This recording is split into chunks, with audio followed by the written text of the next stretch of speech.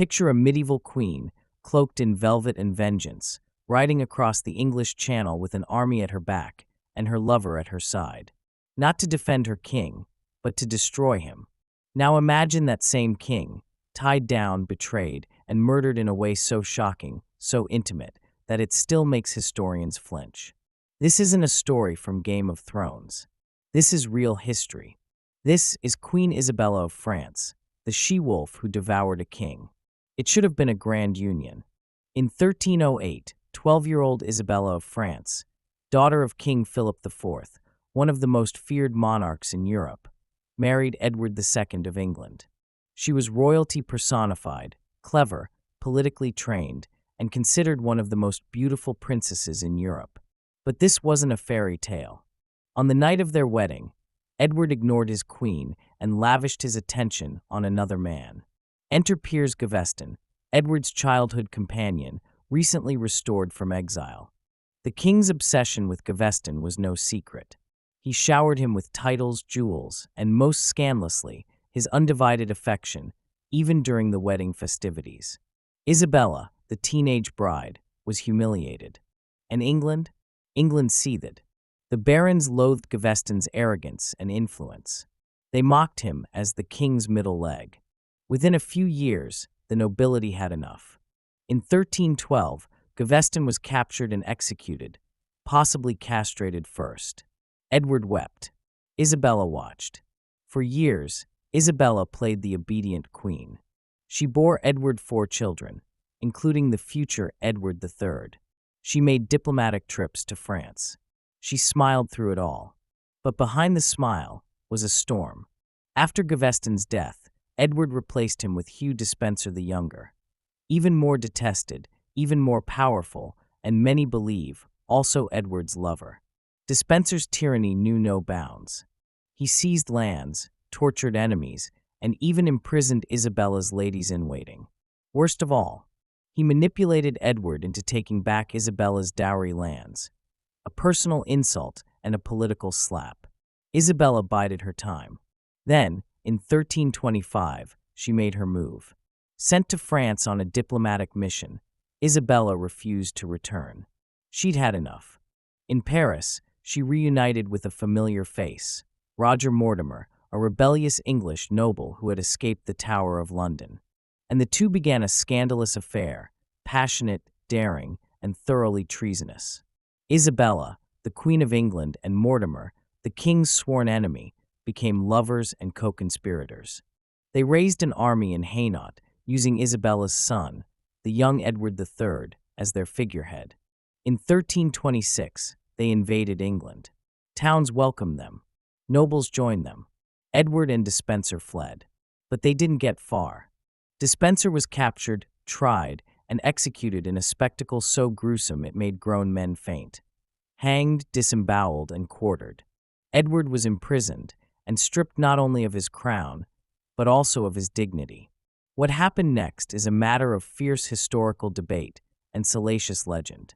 In 1327, Edward II died in captivity at Berkeley Castle. The official report claimed natural causes, but rumors exploded across Europe.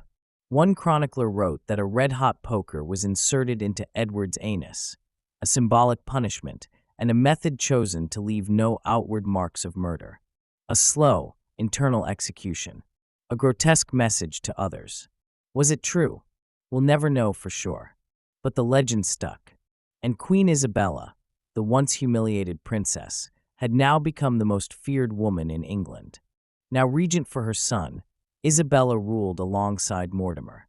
They were lovers, rulers, and to some, tyrants.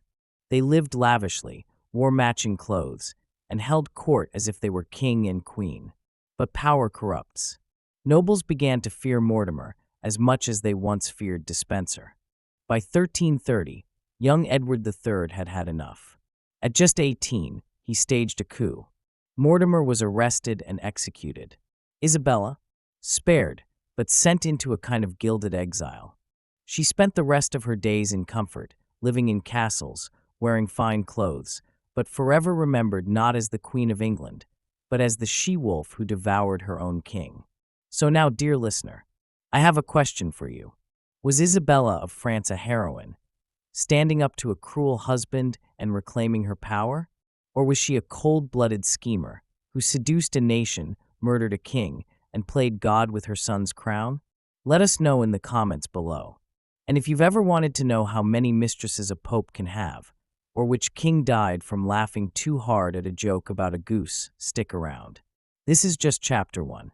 Hit subscribe, dim the lights, and drift deeper into the velvet-scented scandals of medieval nobility. A king may rule with a crown, but a clever queen rules with silence, silk, and sharpened teeth. The candle flickers low. You've tucked your feet beneath the furs. And outside the chamber, the wind howls through a rain-drenched night. Not unlike the night when a young French princess crossed into England, her silks damp with sea spray, her thoughts already heavier than her dowry. She was 12, a child, but one raised at the glittering, brutal court of her father, Philip IV of France, a man so cold, his enemies called him the Iron King.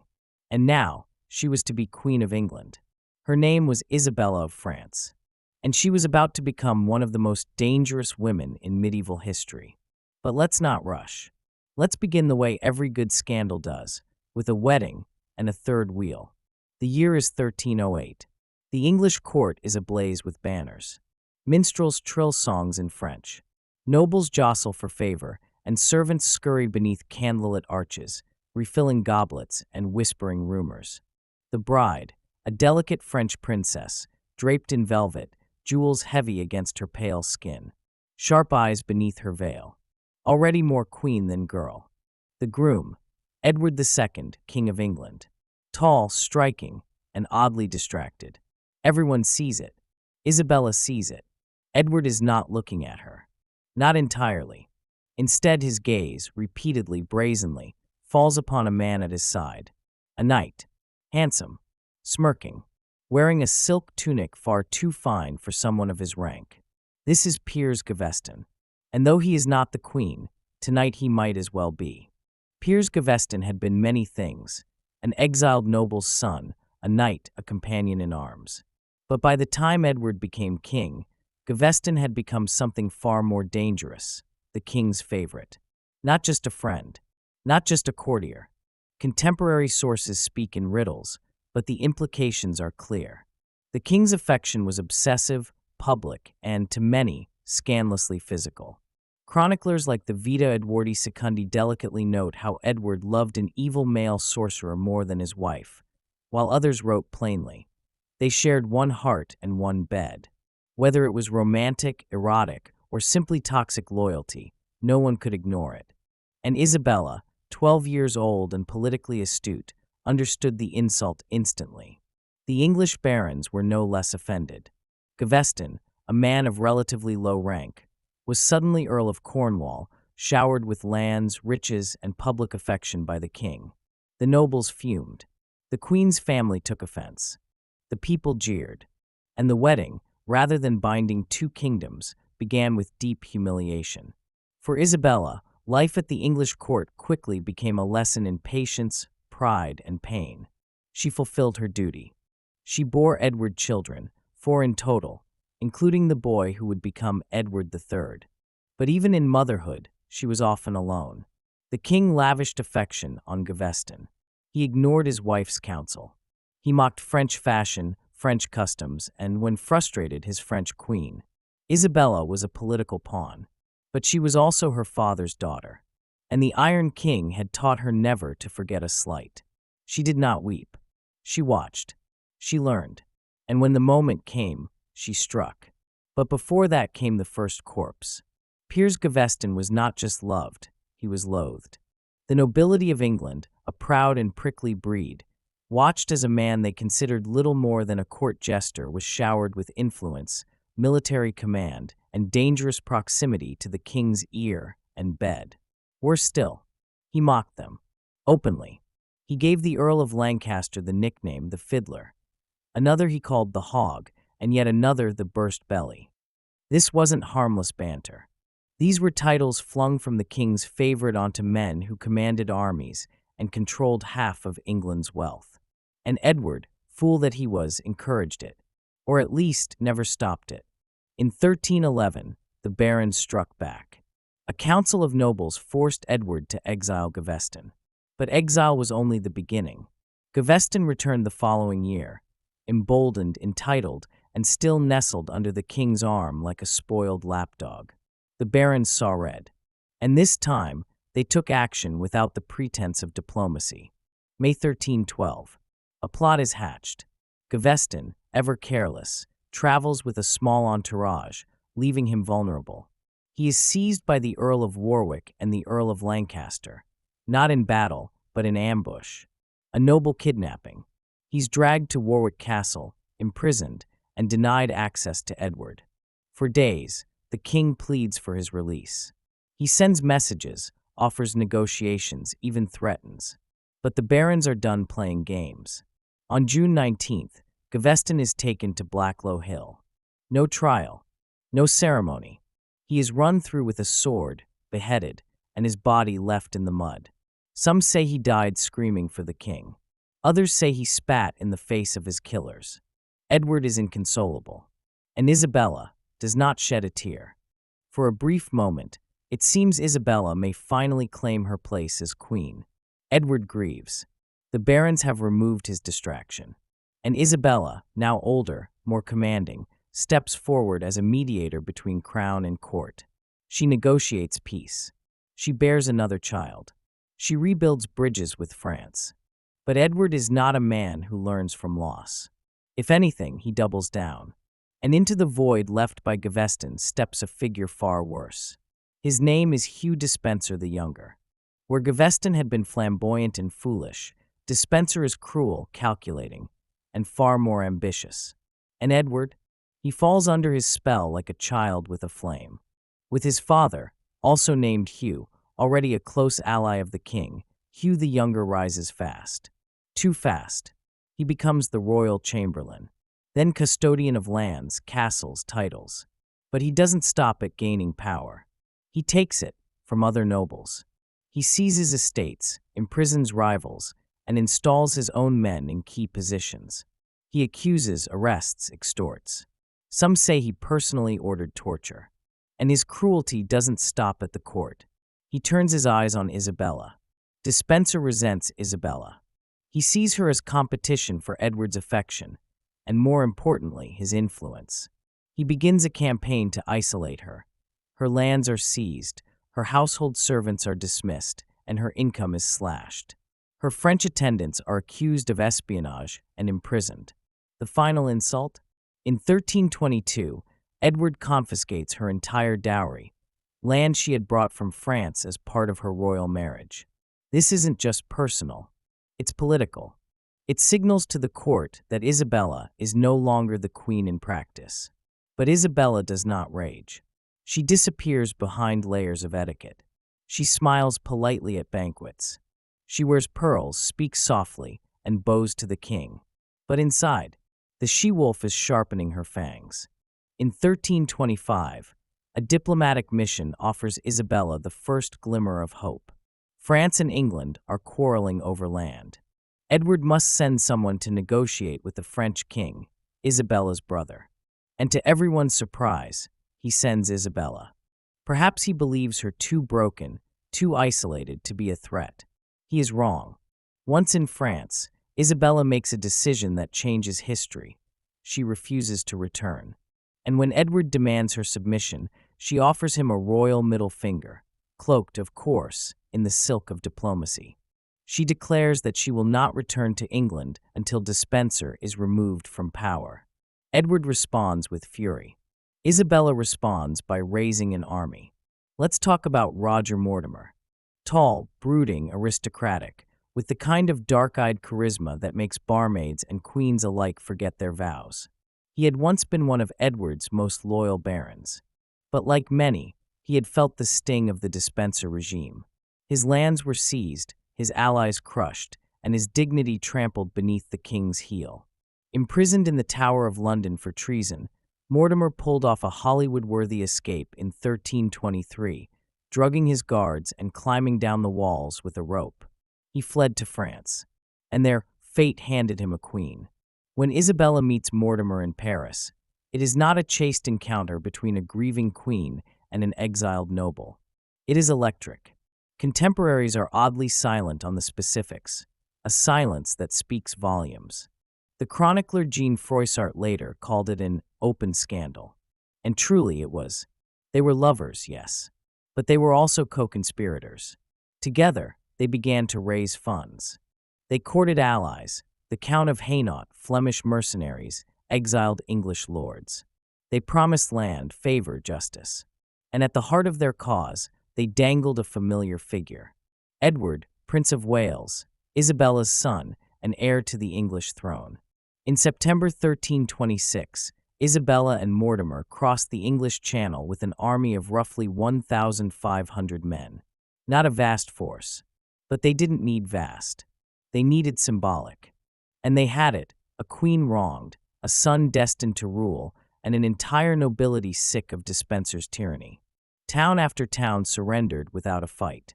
Nobles joined their cause in droves. Even members of Edward's own court abandoned him. The king and Despenser fled west, pursued like hunted animals. Despenser was captured in South Wales.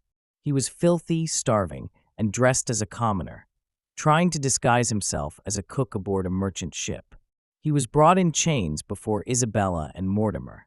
And Isabella, regal, vengeful, and icily controlled, ordered justice.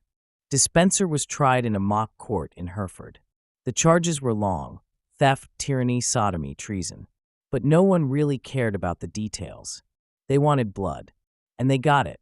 On November 24th, 1326, Despenser was dragged through the streets on a hurdle, stripped naked, and tied to a gallows.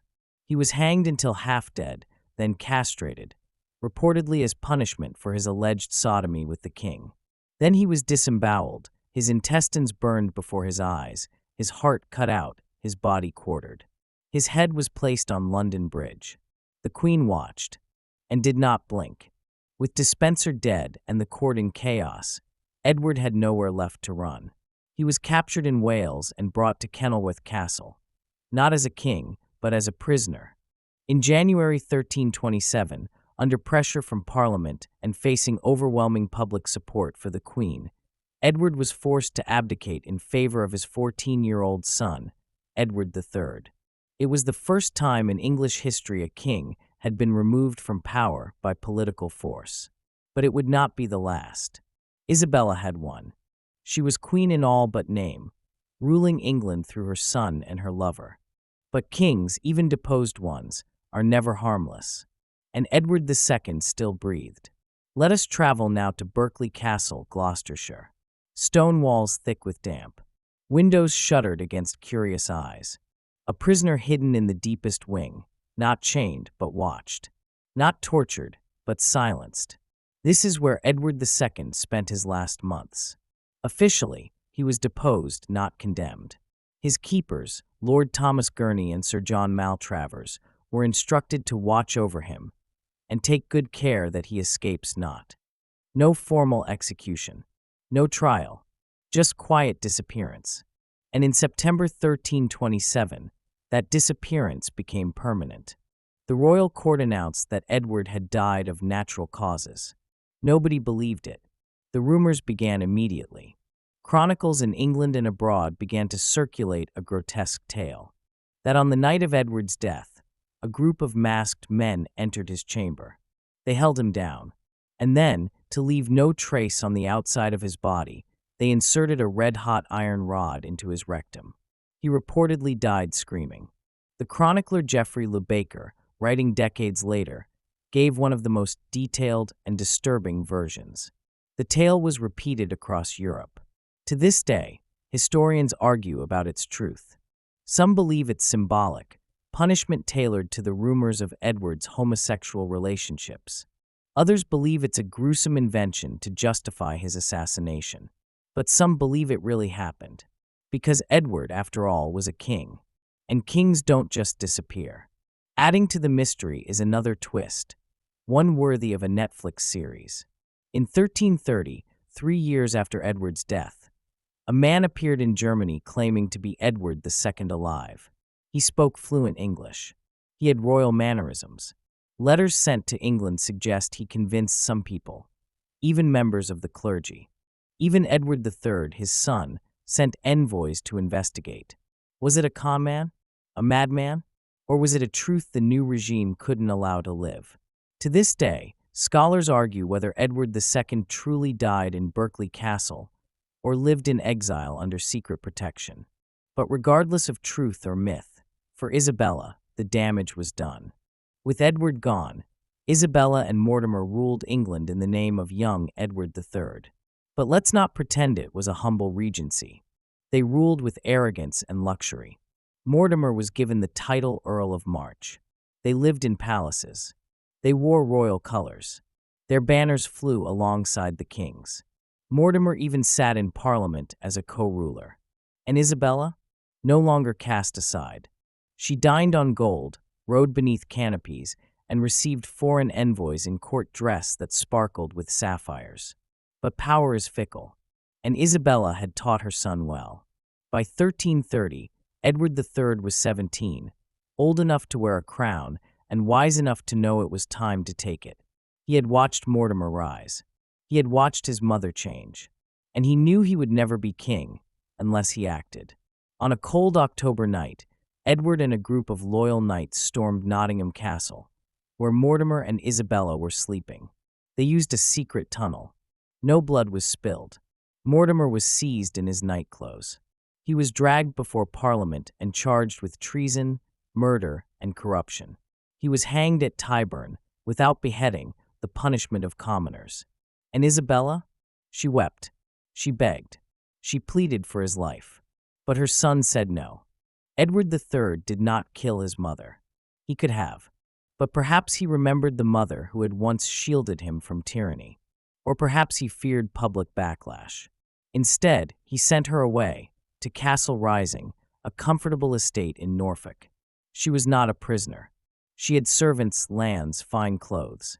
She lived there for over 20 years. She wrote letters. She embroidered.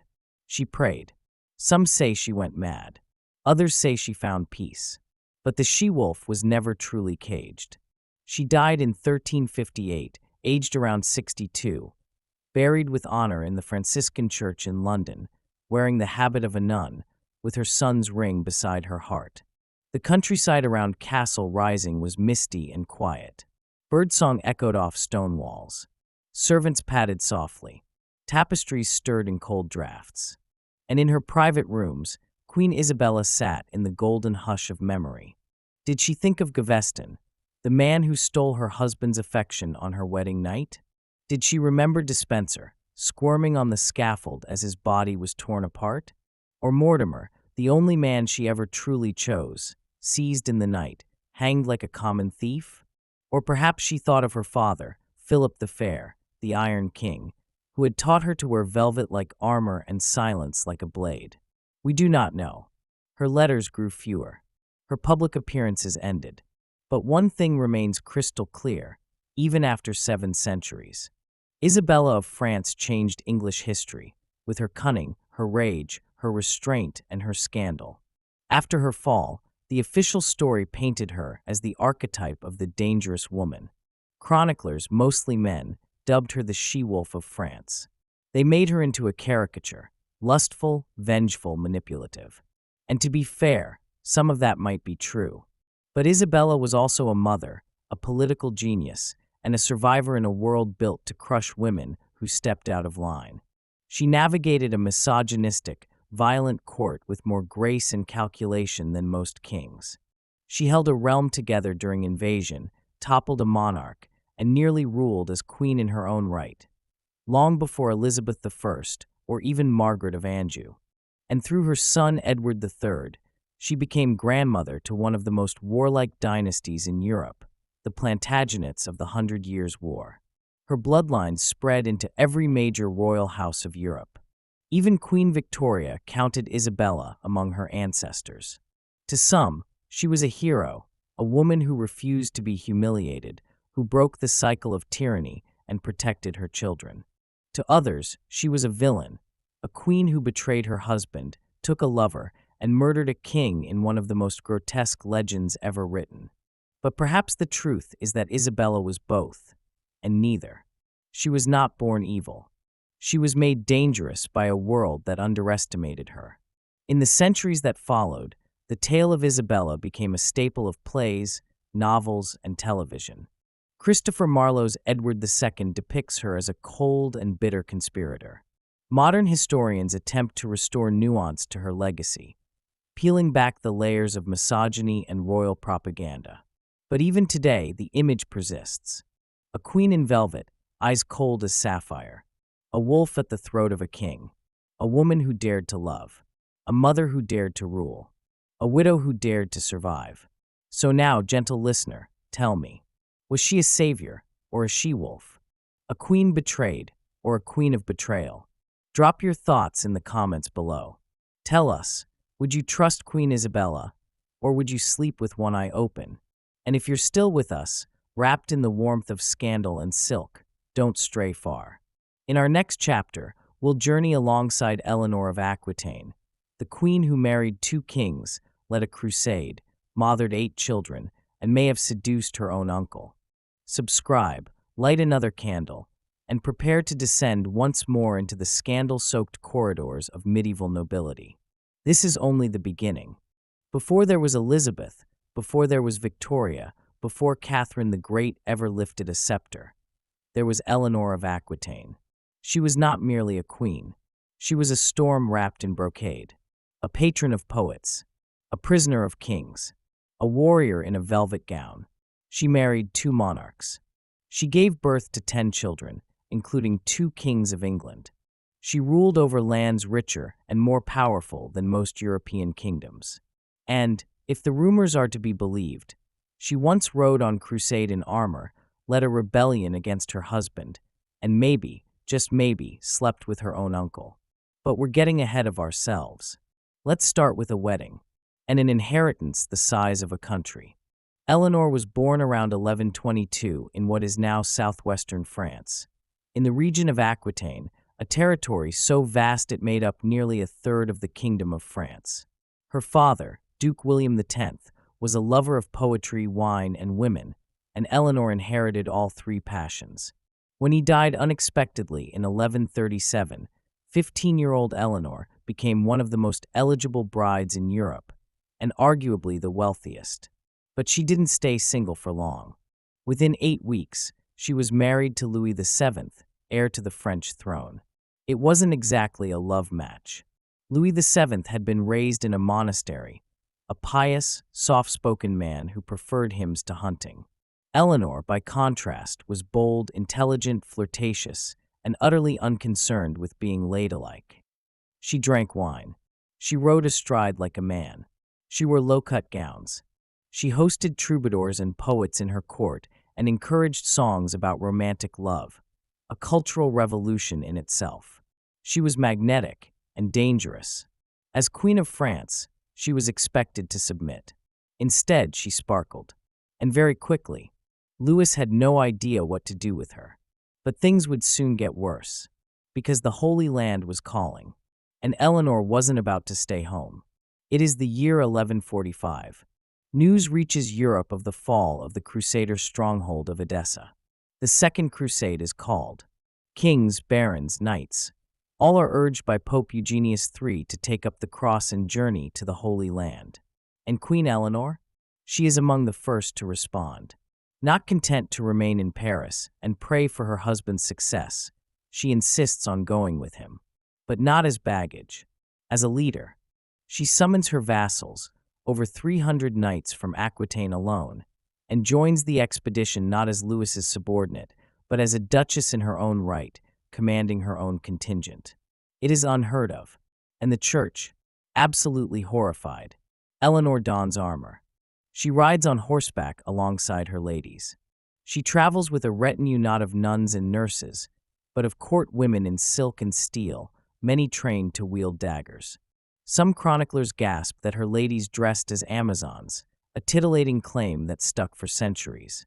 The church accuses her of distracting the men. Priests murmur that her presence will invite divine punishment. But Eleanor is undeterred. The truth: she probably didn't wear full-plate armor or command battles. But she did ride, she did lead troops, and she was present at key events throughout the campaign. She brought food, organization, morale, and scandal. The crusade quickly unravels into chaos.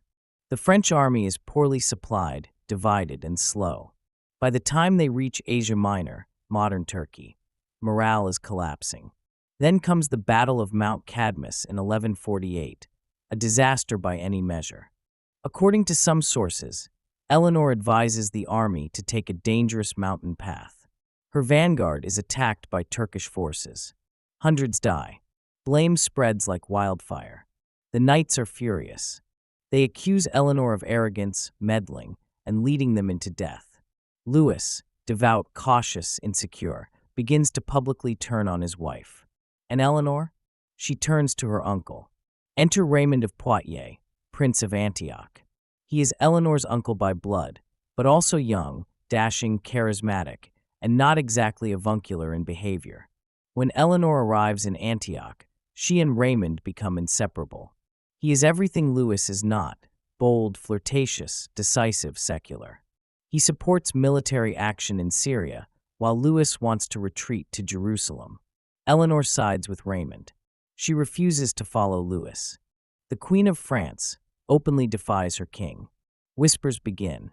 The two dine together, laugh too loudly, spend long hours behind closed doors. The rumor that has haunted historians ever since is born. Did Eleanor have an affair with her uncle? Louis, enraged and humiliated, forces Eleanor to leave Antioch. Some chroniclers claim he kidnaps her in the night and drags her away under guard. Others say he threatened to abandon her altogether. What we do know is this: by the time the royal couple returns to France, their marriage is in ruins. They haven't shared a bed in months.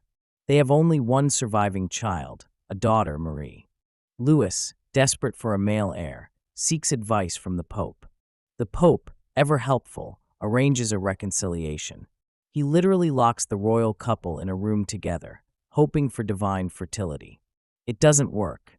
By 1152, Eleanor has had enough. She demands an annulment, citing consanguinity, a common excuse for divorce among royals. Louis agrees. The marriage is dissolved. And Eleanor? Finally free. But she doesn't stay single for long. March 1152. The annulment is finalized. Eleanor, 30 years old, wealthy, radiant, and scandal-touched, is back in control of Aquitaine. And suddenly, the most eligible woman in Europe is on the market again. But being rich and powerful makes you a target. As Eleanor journeys back to Poitiers, she narrowly avoids multiple kidnapping attempts. Several nobles, including the Count of Blois and Geoffrey of Anjou, yes, the brother of her future husband, try to capture and forcibly marry her, hoping to gain control of her lands. One account even claims she had to ride in disguise, slipping through forests under guard. But she makes it, and before anyone else can lay claim to her hand or her duchy, she sends word to a bold young duke with ambition in his blood and fire in his eyes. His name, Henry Plantagenet. Henry of Anjou was 18 years old when he received Eleanor's letter. She was 30. She had just divorced the King of France, and now she was asking him to marry her. For love? Maybe. For power? Definitely. Henry was no ordinary noble. He was already Duke of Normandy and had a claim, through his mother Matilda, to the throne of England. He was a warrior, known for his boundless energy, ruddy face, and political ruthlessness. Eleanor saw what he was about to become, and she chose him before he conquered the world.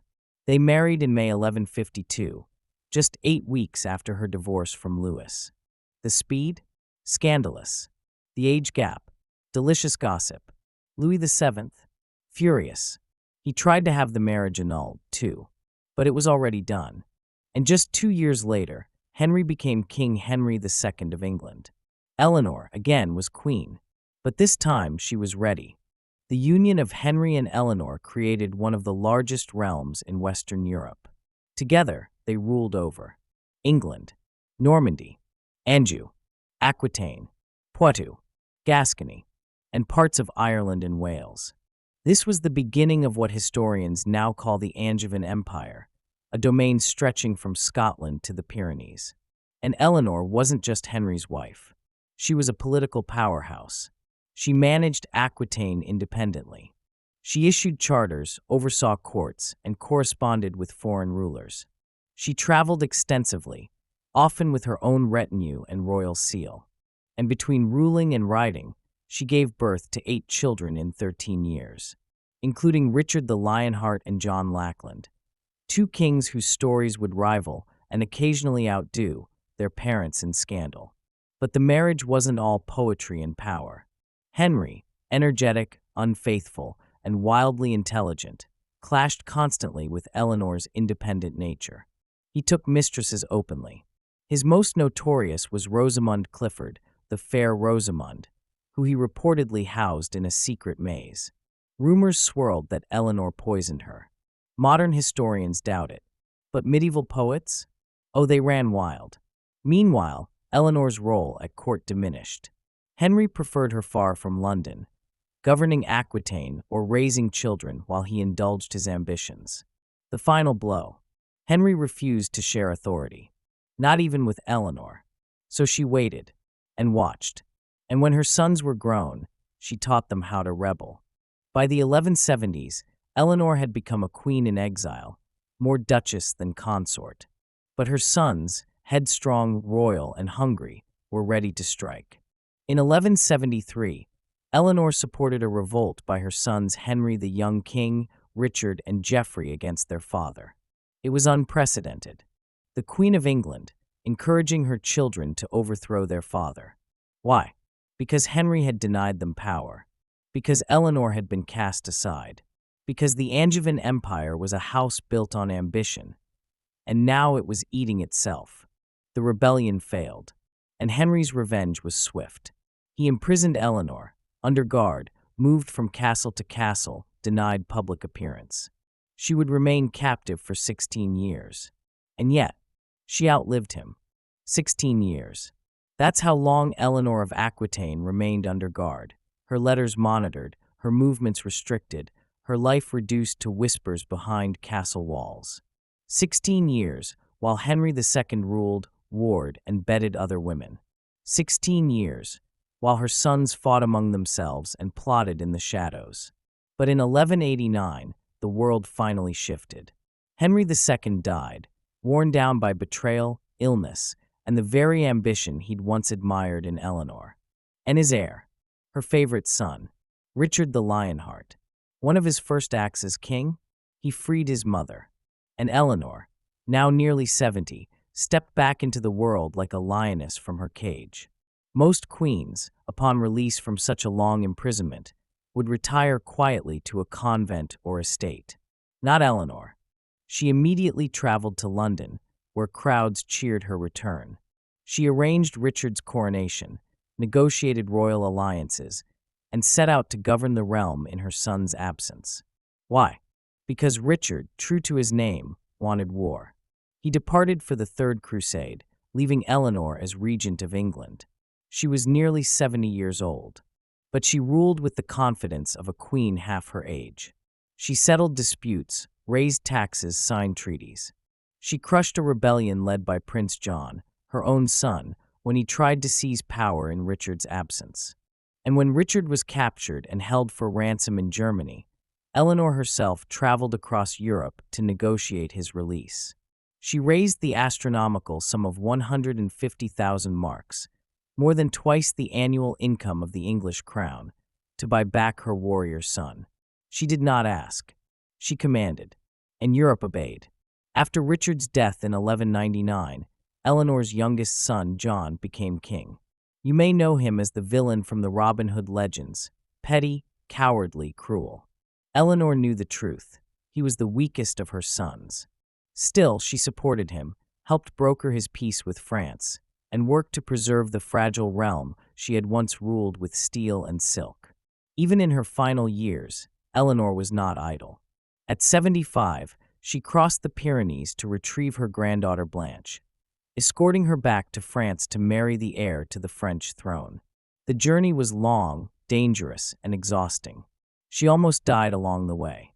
But she succeeded, Because Eleanor always did. In 1204, Eleanor of Aquitaine died at the age of 82, a staggering lifespan for a woman of her time. She passed away at Fontevraud Abbey, where she had taken the habit of a nun in her final years, not as an act of submission, but as a symbol of peace. Her tomb lies between the two great men of her life. Henry II, her once husband, once enemy. Richard the Lionheart, her beloved son. But it is Eleanor who lies with her hands clasped in prayer, a small smile on her lips, and a book in her lap, as if she's still reading, still learning, still watching the world she helped shape. Few women in medieval history, indeed in any history, left such a seismic legacy. She married 2 kings. She gave birth to 2 more. She governed the largest empire in Europe. She rode on crusade, led revolts, and negotiated peace treaties. She inspired an entire cultural movement, the courtly love tradition of the troubadours, which shaped medieval literature for centuries. She navigated scandal, survived betrayal, and carved power for herself in a world designed to silence women.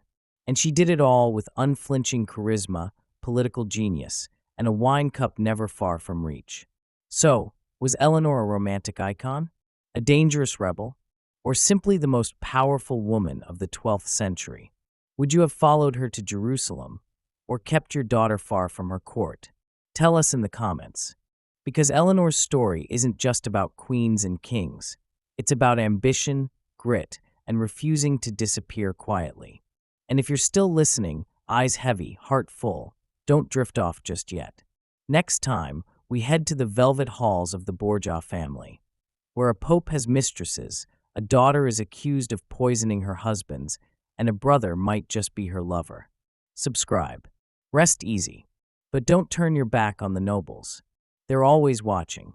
The bells of St. Peter's Basilica toll long into the night. The incense hangs heavy. A new pope must be chosen. And behind the locked doors of the Sistine Chapel, cardinals whisper, scheme, and count bribes like merchants in a marketplace. The year is 1492, not just the year Columbus sails west, but the year the Catholic Church falls into the hands of one of history's most infamous dynasties. After months of political maneuvering, the cardinals elect Rodrigo Borgia, a Spaniard with a sharp mind, a silver tongue, and the morality of a scorpion. He becomes Pope Alexander VI. And with him, the Vatican will never be the same. Born in Spain in 1431, Rodrigo was the nephew of Pope Calixtus III, a connection that fast-tracked his rise through church ranks. By the time he became pope, he had already served as vice-chancellor of the church for over 35 years, amassed vast personal wealth through bribes and simony, selling church offices, fathered multiple children, openly, despite his priestly vows. Yes, you read that right. Before, during, and after his papacy, Rodrigo Borgia maintained mistresses, most notably Venanza de Catania, with whom he had 4 children. And among those children, the notorious Cesare Borgia and the scandalous Lucrezia Borgia. As Pope, Alexander VI turned the Vatican into a playground for power, lust, and wealth. Banquets and orgies were hosted in the Apostolic Palace. He appointed his children to positions of immense power. Cesare became a cardinal, Lucrezia the figurehead of marital alliances. He sold indulgences and bishoprics to fund his family's ambitions. He used his position to crush enemies and reward allies, especially the ones who paid handsomely.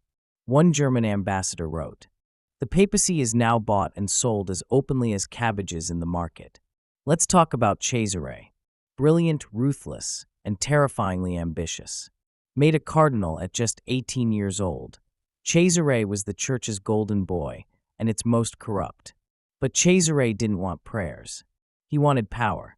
After the death of his brother Giovanni, who was murdered under mysterious circumstances, more on that in a moment, Cesare removed his cardinal robes, donned a sword, and became a military commander. Some said he had murdered his own brother to seize power. Most just nodded, because it made sense. Let's pause for a moment to address one of the most infamous and disputed events in Vatican history. The Banquet of Chestnuts, allegedly held in 1501 by Cesare Borgia, with full approval from Pope Alexander. According to chroniclers, the banquet featured 50 prostitutes invited to dance nude for the Pope and his cardinals, chestnuts scattered across the floor, which the women were ordered to pick up, naked, on hands and knees, sexual contests in which prizes were awarded for performance. The Vatican has always denied it. Historians debate it, but even if half of it is true, it says everything about the world the Borgias built. A world where the Holy Father might enjoy his daughter's wedding feast and an orgy in the same courtyard. Born in 1480, Lucrezia Borgia was the illegitimate daughter of Rodrigo Borgia, later Pope Alexander VI, and his mistress Venazia de Catania. From childhood, Lucrezia was surrounded by luxury, gilded halls, educated tutors, and family dinners where priests and assassins sat at the same table. Contemporaries praised her blonde hair, pale skin, and graceful manner. She spoke multiple languages, wrote poetry, and played the lute. But behind the poetry and pearls lay a girl raised to marry strategically, please diplomatically, and obey ruthlessly. And as we shall see, she would do all three. At just 13, Lucrezia was married to Giovanni Sforza, a minor noble allied with Milan. The wedding was lavish, poetry, jewels, feasts, processions. But within 4 years, the alliance became politically useless. Pope Alexander no longer needed Sforza's family. The solution? Annul the marriage. The Pope's reason? Non-consummation, which meant, in writing, that Lucrezia's husband was impotent. Giovanni Sforza was humiliated and furious. He retaliated with a bombshell rumor that Lucrezia had not only slept with her father, but was possibly pregnant by her brother Cesare. The incest rumor was born and would never fully die. Around the same time, a child appeared at the Borgia court, a baby boy named Giovanni, sometimes called the Infans Romanus. 2 conflicting papal documents named 1. Pope Alexander as the father. 2. Cesare as the father. Lucrezia's name was never officially attached, but whispers suggested the child was hers, the product of an illicit union with either her father or brother. Historians still argue. Was the child hers? Was he a political pawn? Or was this all Borgia sleight of hand? We may never know. But the rumor that Lucrezia had borne an illegitimate child at 15 only added to her myth. Lucrezia's next husband was Alfonso of Aragon, Duke of Bisceglie, a handsome, romantic teenager from a powerful Neapolitan family. They married in 1498, and by most accounts, they loved each other. They had a son. They attended court events arm in arm. For a brief moment, Lucrezia tasted happiness. And then Cesare decided Alfonso was politically inconvenient. In 1500, Alfonso was stabbed by unknown assailants on the steps of St. Peter's. He survived the initial attack. But weeks later, as he lay recovering in bed, a man entered his chamber and strangled him. The order almost certainly came from Cesare. And Lucrezia? She was reportedly grief-stricken, collapsing in tears, locking herself away for days. Was she complicit? Unaware? Powerless? Again, the record is maddeningly silent. In 1501, the now widowed Lucrezia was married a third time, this time to Alfonso d'Este, heir to the Duke of Ferrara. The Este family resisted at first. They didn't want to be tied to the Vatican whore. But Pope Alexander offered a dowry so vast, land, gold, titles, that they eventually accepted. And here, finally, Lucrezia flourished. In Ferrara, she distanced herself from the Borgia name. She became a patron of the arts, hosting poets, painters, and philosophers. She founded charities. She governed when her husband was away. She even survived childbirth 7 times, a staggering feat in the 1500s. By all accounts, she became a beloved duchess, admired even by those who once scorned her. Let's talk poison. Lucrezia's name is almost always linked to a hollow ring, a gold band said to contain a secret compartment used to slip arsenic into a rival's wine. The Borgia poison ring is one of history's favorite Gothic images. But There is no hard evidence she ever poisoned anyone. No trials, no eyewitness accounts, no surviving letters ordering death. Her family? Absolutely poisoned people. Lucrezia? More likely she was scapegoated, her name turned into legend by those who hated the Borgias and needed a villainess to fit the story. Still, if you were offered a glass of wine in Lucrezia's chambers, would you drink it? Let's rewind briefly. In 1492, when Rodrigo Borgia became Pope Alexander VI, his son Cesare was already a rising churchman, named bishop at 15, cardinal at 18. But Cesare was never meant for the church. He was meant for power. And in 1498, just 1 year after the death of Lucrezia's husband Alfonso, Cesare resigned his cardinalate, an almost unheard of move. Why? Because the Pope had a new plan. He would make Cesare a prince, not of heaven, but of Italy. Funded by papal coffers, Cesare raised armies, forged alliances, and began a brutal campaign across central Italy. One by one, he crushed rival families and city-states. He captured Imola and Forli.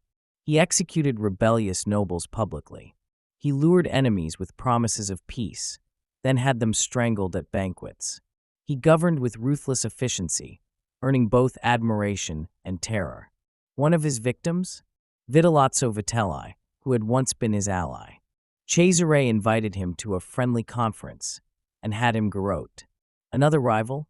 His own brother Giovanni, Duke of Gandia, found stabbed to death and floating in the Tiber. Was Cesare behind it? Almost certainly.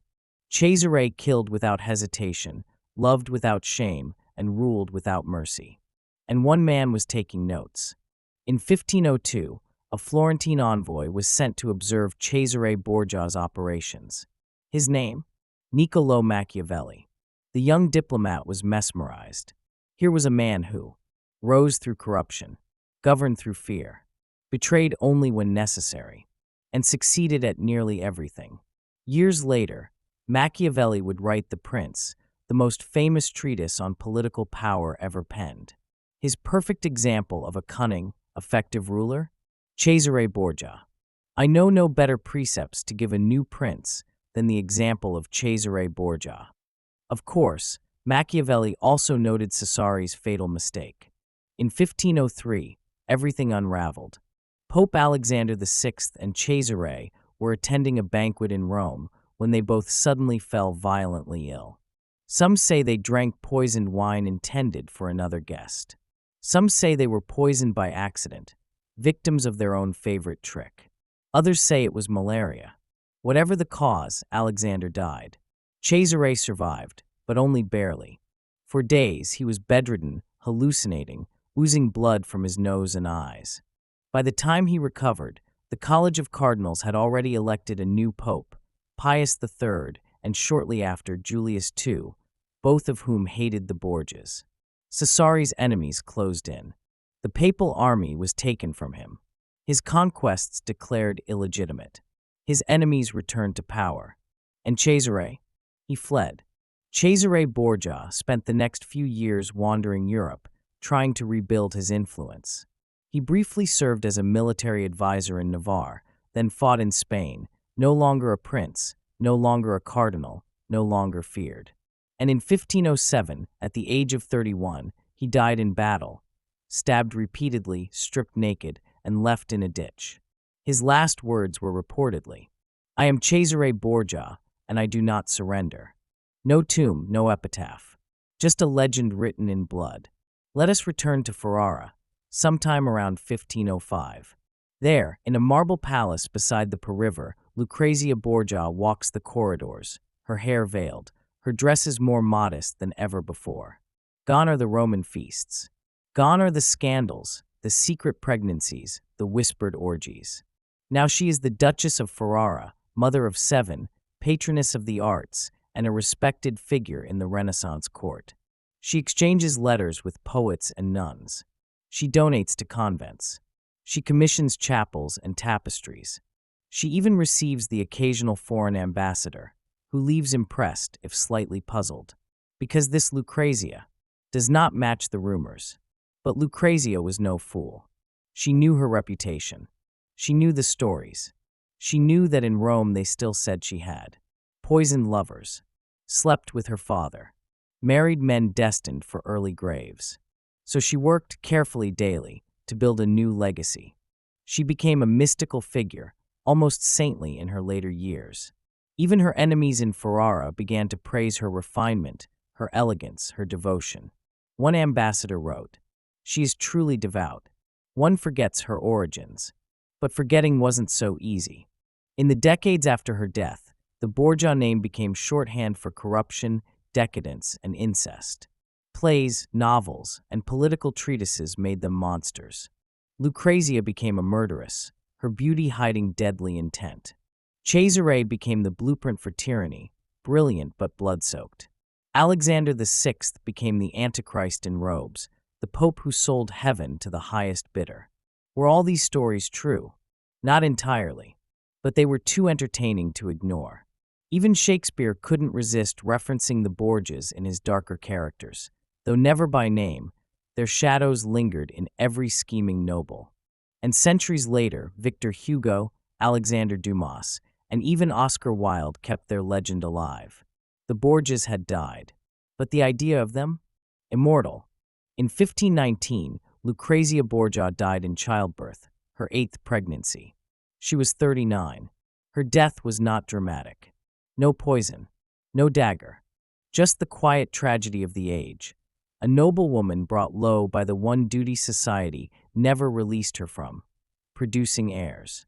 She was buried in the convent of Corpus Domini in Ferrara, not in Rome, not near her father, far from the Vatican vaults that once pulsed with her family's sins. Her tomb is marked with the simplest of inscriptions. Lucretia, daughter of Pope Alexander VI. No mention of scandal, no nod to infamy, just her name and her father's. So who was she? A scheming murderess with a poison ring? A gentle duchess reshaped by tragedy? A daughter weaponized by a corrupt pope? The answer, maddeningly, is all and none. Like so many women in history, Lucrezia was written by others, by men with pens dipped in politics, envy, and pulp fiction. But her real power?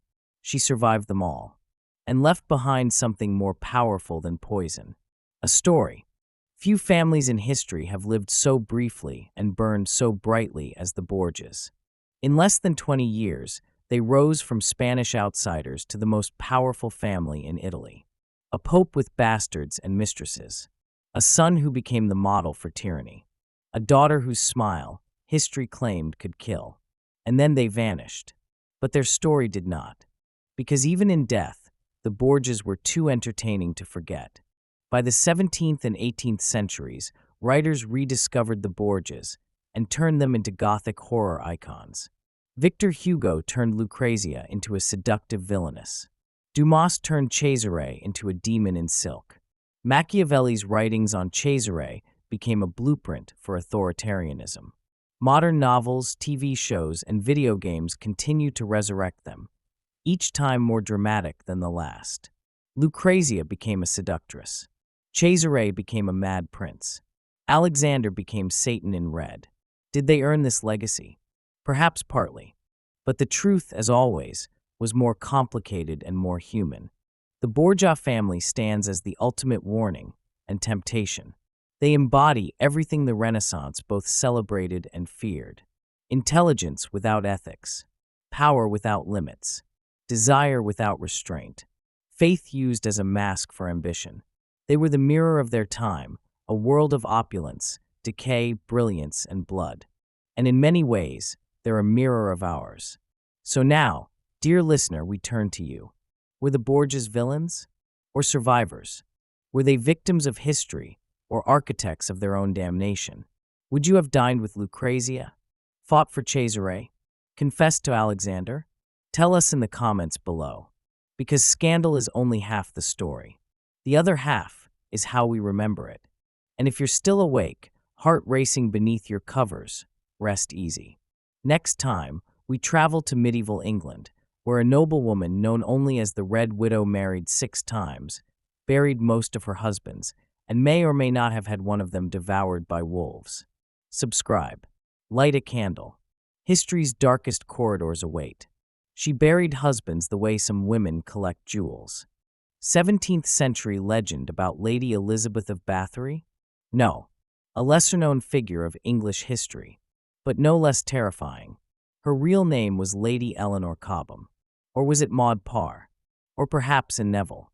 The truth is, the Red Widow isn't tied to one name.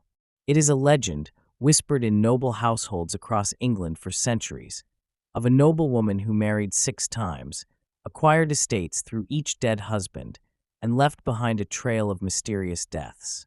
She was rich. She was beautiful. She was very unlucky in love. And, some whispered, she was also a murderer. Let's place ourselves. The year is somewhere between 1360 and 1390. England is still nursing its wounds from the Black Death. The 100 Years' War rages intermittently across the Channel. And at home, noble families feud over land, titles, and marriage contracts like it's a blood sport. Into this world steps a young noblewoman, either born to minor gentry or a cadet branch of royalty. She is married off at a young age, as most noblewomen were. But unlike most, her husband dies within the first year. No war, no obvious illness, just a sudden, unfortunate fever. She's now a widow. And in medieval England, a widow could do something most women could not: control her own property. Her second marriage is more advantageous. A knight, older than her, with land and livestock, but no children from his first wife. Again, the marriage seems normal, until one morning, the knight is found dead in the stables, his neck broken by a fall from his horse. Except the stable boy swears the horse was tied up all night. The manor priest gives last rites. No investigation is made, and the young widow receives the manor, grain stores, and legal control of her late husband's assets. Now twice widowed, she begins to attract attention. Suitors. Rumors. The name Red Widow is still decades away, but the pattern has begun. Her third husband is a sheriff, educated, connected, and cautious. He marries her despite the gossip, hoping her land will bolster his position. But one evening, he falls violently ill after supper. He survives the night. But the cook is found dead the next morning, hanging in the root cellar. A suicide note is found, confessing to poisoning the Lord's wine at the lady's request. The note is never shown publicly. The widow weeps at the funeral. The case is quietly dropped. Her husband recovers and dies 2 months later, of complications. No charges are ever filed. By now, the nobility whispers behind fans and goblets. She's no lady. She's a serpent in a satin veil. Her fourth marriage is her most ambitious yet. A landed count from Cornwall, recently widowed, with no male heir. He is smitten by her beauty, and more importantly, tempted by her reputation. Some say he married her as a kind of challenge. Some say it was purely political. Regardless, they are married in a lavish ceremony with over 200 guests in attendance. Gifts are exchanged. Wine flows. Poetry is written about her eyes. And for a time, there is peace. The count even survives an entire year. But then, a hunting accident. A boar charges through the woods, goring the count before anyone can react. He is mauled to death, trampled under mud and tusk. Except, one local peasant claims the count's hunting spear was blunted at the tip, and that his hunting party was oddly delayed that morning. And the boar? It was imported from the lord's own estate. Was it wild, or was it placed? No inquiry is made. The Red Widow inherits a coastal estate, a dozen serfs, and a new ruby necklace, one she wears often in portraits, always near her throat. This one is a scandal even by her standards. Her fifth husband is a churchman, a high-ranking canon, possibly an illegitimate son of a noble family, who had taken minor vows but retained wealth and property. They marry in secret. His order protests. The bishop protests. Even the king is said to have sent a letter of disapproval. But the marriage is upheld. And then, he disappears. No funeral. No body. No witnesses. The Red Widow claims he left on pilgrimage and never returned. Some believe he fled her. Others believe he never left the manor. In the 1800s, during a renovation of an old chapel near one of her former estates, a skeleton in priest's robes was discovered bricked into the wall. No one could identify it, but the manor records did place her there in that year. Her final husband is barely 20, a minor knight from the Welsh borderlands, known more for his gambling than his piety. He is said to be in love with her, truly madly.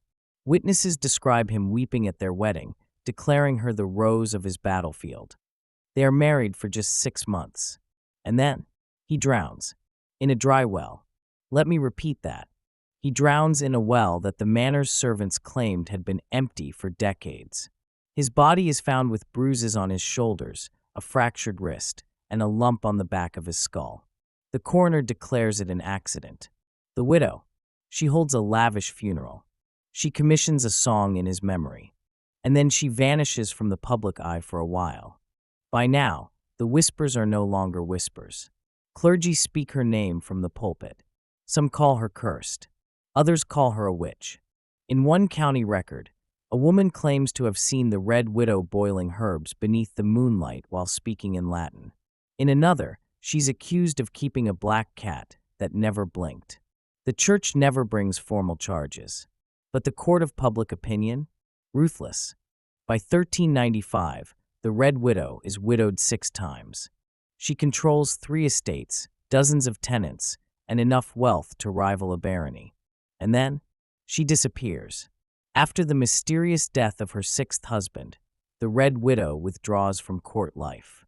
The last official record is from 1397, a signed letter in which she donates a portion of her land revenue to a local abbey for the salvation of the souls of the departed.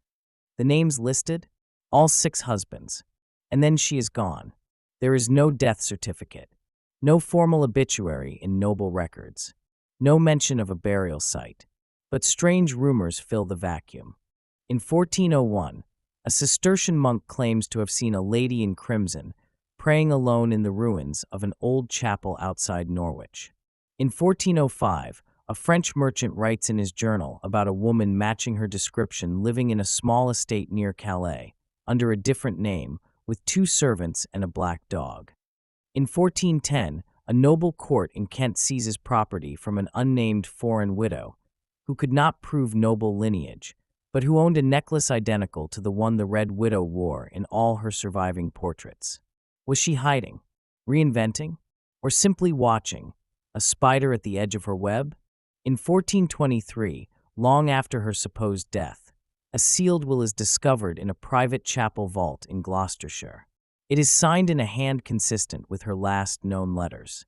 The contents: specific instructions for a burial in unmarked ground, a list of secret debts and paid bribes, a donation to a convent, with a warning not to inquire further into the matter of the well, and most shockingly, a sealed envelope labeled, to be opened only upon inquiry of criminal matter. The envelope has never been opened. It was stored and eventually lost during the dissolution of the monasteries under Henry VIII. But the story doesn't end there.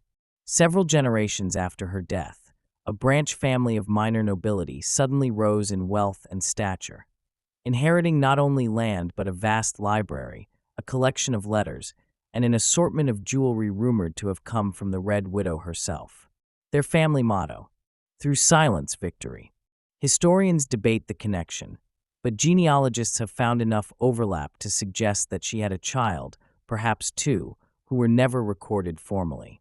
Illegitimate, hidden, or simply protected from her fate. To this day, records of her baptism, death, children, burial are either missing, altered, or conflicting, which leads many to believe she, or someone close to her, manipulated the archive. In an age where men wrote history, one woman may have rewritten her own. In the generations after her disappearance, the Red Widow's story spread, not in law books or heraldic scrolls, but in ballads, folk songs, and cautionary tales told by mothers to their daughters. Versions varied wildly. In the Welsh marches, she was called Lady Blackfox, said to ride at night in a cloak made of her husband's wedding garments. In Yorkshire, she was Mistress Hollowell, a ghost who lured men to drink from her poisoned goblet.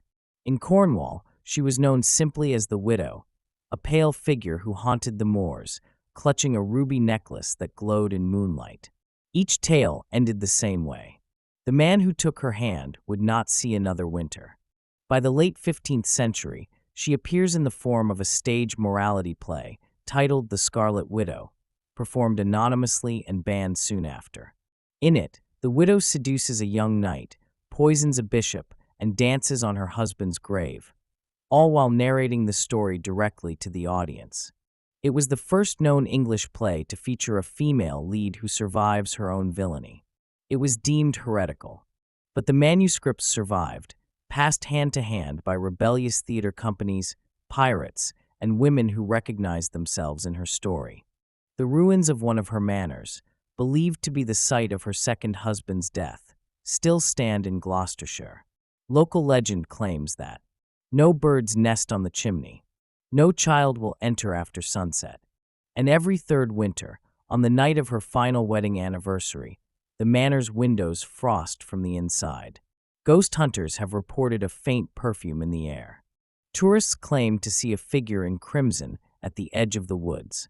A cellar door reportedly opens and slams at 3:13 a.m. every Friday. No body has ever been found in the well behind the chapel. But no one who's gone digging has ever tried twice. Only one confirmed portrait of the Red Widow survives. It hangs in a private collection, rarely shown publicly, and is considered cursed by more than one art historian. In it, she is seated on a velvet chair. A book rests on her lap, one hand gently closed over the spine. Her other hand dangles loosely, and a single ring glints on her pinky. Behind her, just barely visible, is a shadowed doorway. Some viewers swear they see a man in that shadow, his eyes wide, his throat bruised. The painting bears no artist's signature, but scratched into the back of the canvas are 5 words. She always gets her due. While kings and knights vanished into history's footnotes, the Red Widow remained. Why? Because she broke the rules. She lived through all 6 husbands, something few women, let alone noble women, could claim. She controlled land, wealth, and legacy in a time when most women were expected to vanish into the margins. She inspired fear, not pity. She was neither saint nor martyr, and perhaps that was her greatest heresy. She refused to be remembered only as a victim, so she became a legend. There are no monuments to her, no feast days, no royal jubilees, not even a gravestone with her name. But her legend outlived her rivals. While the men she married were buried with titles, heraldry, and lineages, they are remembered only because they died in her orbit. She, the widow, the seductress, the suspected murderess, became the center of the story. And that, in a world ruled by noble sons and sanctioned marriages, was nothing short of a revolution. She turned the roles of wife, widow, and noblewoman into tools of survival. She made grief profitable. She made marriage deadly. And she made silence louder than any confession. Was she real? Almost certainly. At least partially. A composite of real noblewomen with uncanny luck and unusually good lawyers. Was she guilty? Probably not of everything. But what she was guilty of, what she never tried to hide, was this. She played the game better than the men around her. She took power, wealth, and control, using the only weapons medieval society allowed her: beauty, marriage, and grief. And she wielded them with precision. She reminds us that sometimes history isn't rewritten with swords, but with wedding rings and wills. So now we ask you, listener, reader, watcher of noble ghosts, was the Red Widow a black widow? Or just a woman born into a world where surviving meant shedding the skin of innocence? Could you have married 6 times and lived to tell the tale? Would you have dared dig the well behind her chapel? Tell us in the comments below. And if this tale kept you up, eyes wide, pulse racing under your furs, then you won't want to miss what comes next. Because in our next chapter, we follow a royal queen who ruled with her heart and her body, while her husband rode for God. A queen who took lovers by the dozen, hosted scandalous masquerades, and may have plotted against her king. Join us next time for The Crusaders' Queen, Love, Lies, and Lust in the Holy Land. Until then, Lock your doors. Choose your spouse wisely. And never, ever, drink from a widow's goblet. The year is 1189. Jerusalem has fallen to Saladin. Europe is ablaze with religious fervor. The Third Crusade is declared. Kings gather their armies. Among them, Richard the Lionheart, King of England, Crusader king, warrior poet. And at his side, but never quite equal, is his queen. Depending on who you ask, that queen is Berengaria of Navarre, a royal ghost who may never have even set foot in England. Eleanor of Aquitaine, still politically dangerous even in her late 60s. Isabella of Jerusalem, the young queen married off like a prize horse while her city burned. This chapter draws from all three, because they all share one scandalous truth. While their kings were fighting for God, these queens were rewriting the rules of marriage, diplomacy, and desire. Let us begin with Berengaria of Navarre. She married Richard I, the Lionheart himself, in 1191, while he was already en route to the Holy Land. They wed in Cyprus, in a hurried ceremony full of splendor and unease. It was not a love match. Chroniclers say Richard barely spoke to her afterward. He continued his campaign. She stayed behind. Some claim she never set foot in England during his entire reign. Others suggest something more dramatic, that their marriage was unconsummated, a political union with no heat, no air, and certainly no affection.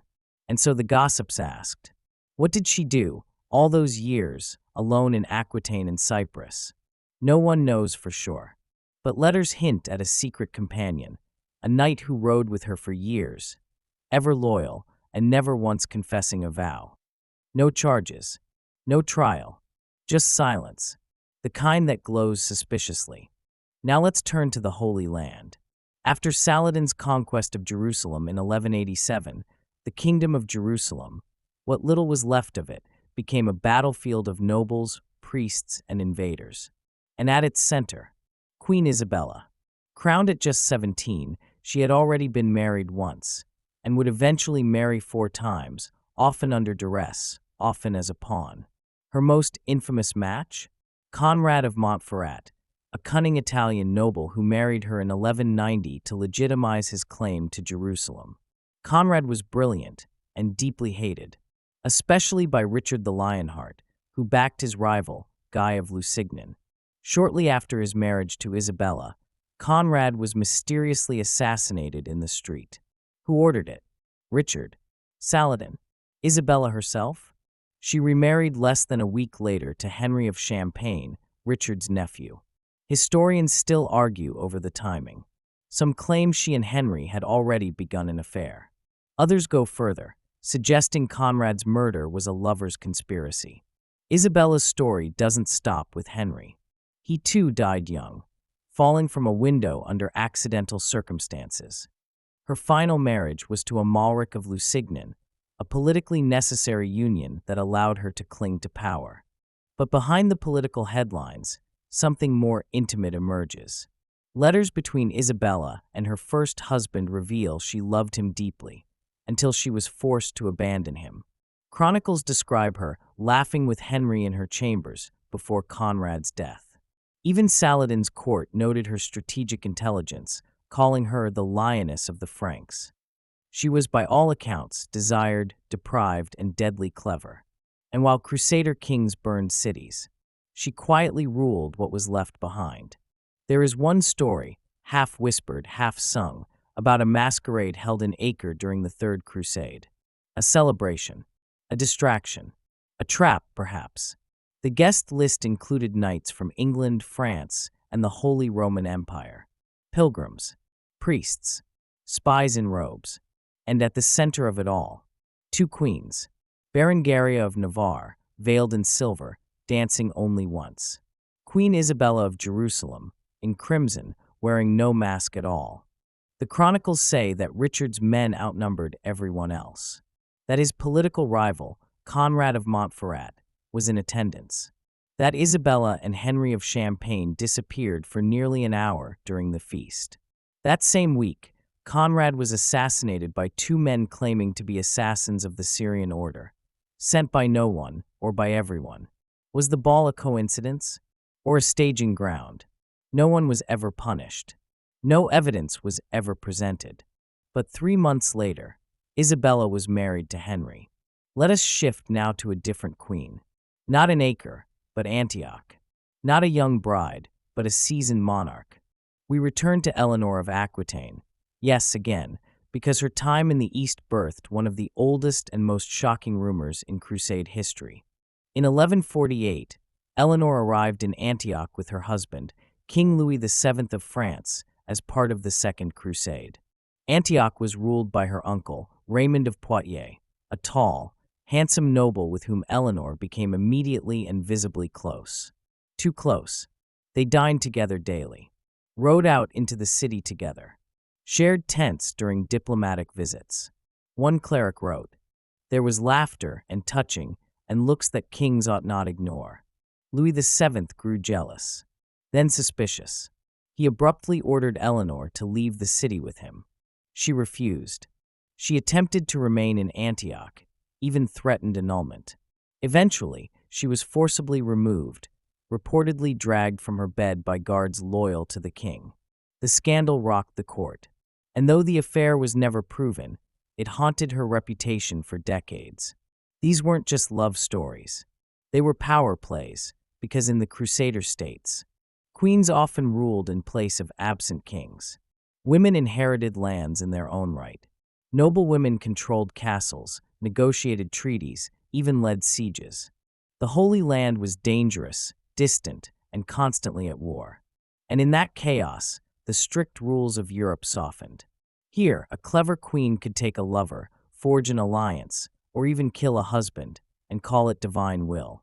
A handful of documents survive from this era, mostly in fragments, but among them are a letter from Queen Melisende of Jerusalem, scolding her bishop for interfering in the affairs of my household, which I rule as sovereign. A fragment of poetry, written in Occitan, referencing a queen who burned for a night while the king crossed the sea. And a scribbled note in Latin, and signed, from a Crusader noble to a woman named simply L, promising to return before the child is born. Were these love notes, or tools of power? In a world of dust, steel, and salvation, the line between lust and legacy was always blurred. By 1192, the Third Crusade had fizzled into uneasy truces and bitter withdrawal. Richard the Lionheart returned home, briefly, only to be captured and ransomed in Germany. The Holy Land remained fragmented. Saladin still held Jerusalem. But what of the queens? Let us start with the most forgotten royal bride in English history.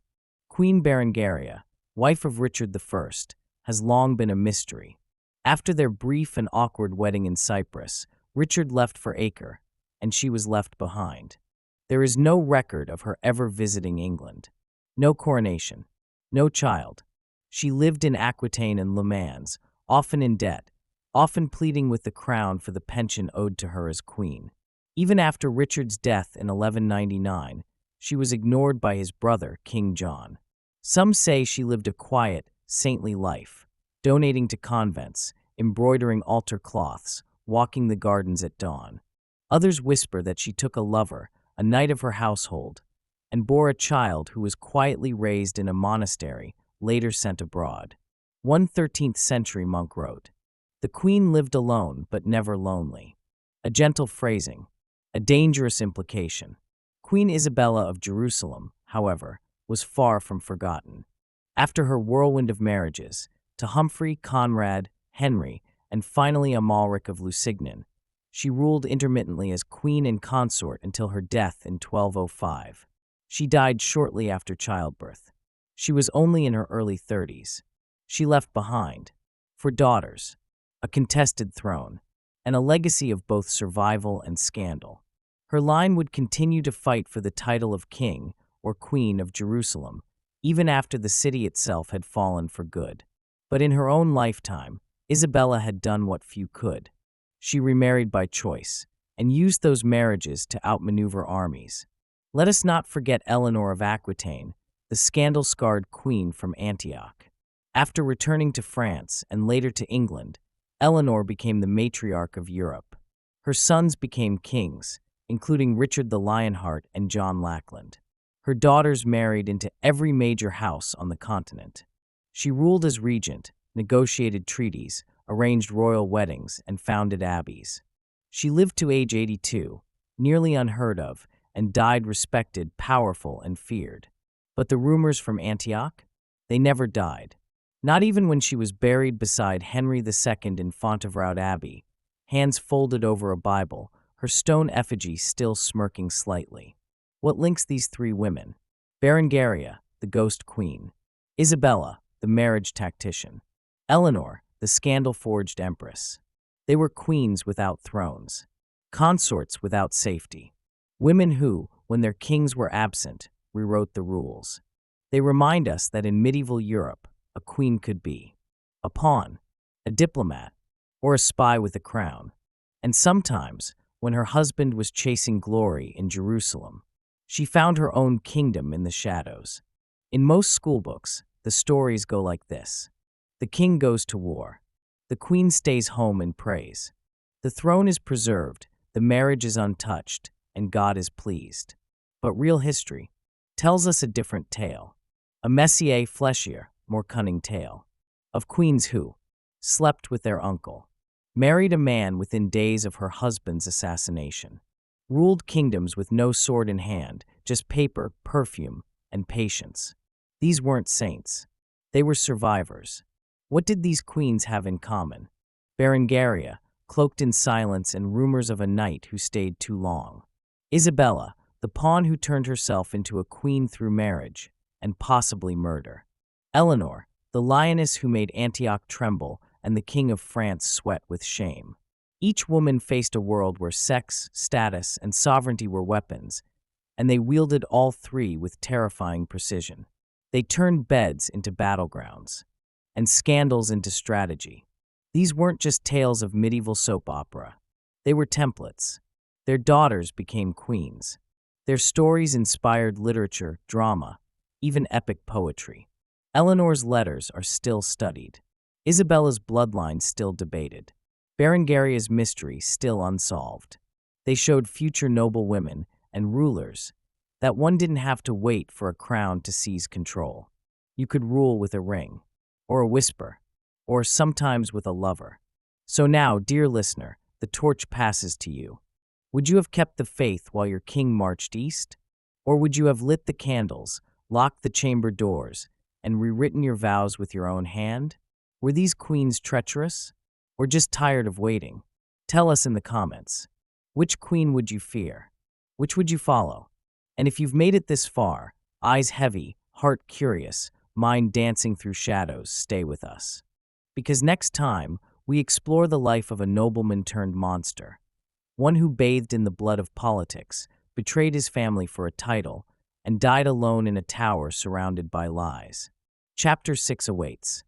The Wolf of Wales, treason, torches, and a throne too close to the crown. Subscribe, lock the bedchamber, and never underestimate a queen in silk. Our story begins not in London or Westminster, but on the bleeding edge of England, the Welsh Marches. A no-man's land of misty hills, stone castles, and ancient grudges. Here, English barons ruled like kings, unchecked by royal power, locked in an endless dance of war, marriage, and betrayal with the native Welsh lords. And among them, one name rises from the smoke. Rhys ap Gruffydd, Roger Mortimer, Thomas of Lancaster, Llywelyn ap Griffith. This tale blends truth and legend, fact and whisper, to bring you one of the most feared figures of the late 13th and early 14th century. The Wolf of Wales, a marcher lord whose ambition nearly toppled the monarchy itself. Born to power, the Wolf, whose historical analog most closely aligns with Roger Mortimer, 1st Earl of March, was a product of both noble privilege and frontier lawlessness. He inherited castles and borderlands stretching from Herefordshire to Powys. He married young, to a woman of royal blood, no less. And by his 20s, he had already crushed rebellions, ordered executions, and rebuilt 2 keeps in stone. But what made him dangerous was not his land. It was his proximity to the throne.